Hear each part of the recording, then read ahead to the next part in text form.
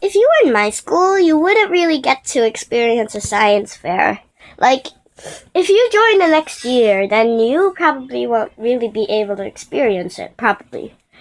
But I'm lucky because I got to experience the science fair, and I'm not grade 6 yet. Thank God. So, I really love the science fair. It was probably the best thing ever. Not really. That picture isn't really helpful.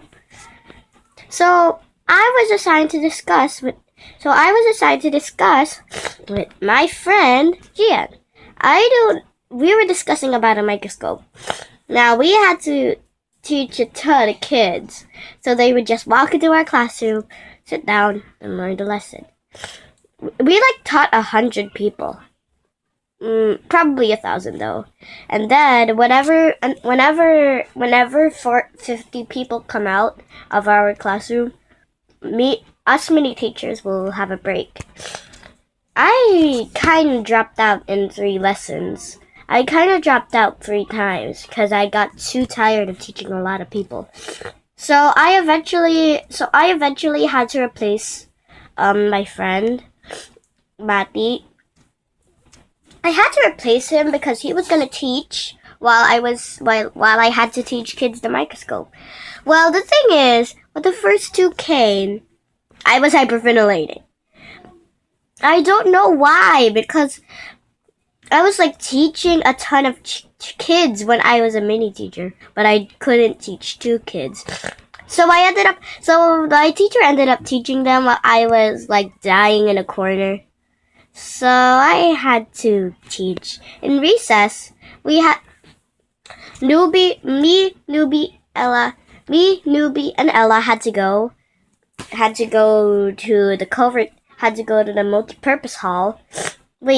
Had to go to the volleyball place where had to go to the covered court where where the basketball and volleyball players had to practice. By the way, Denise Azumi-chan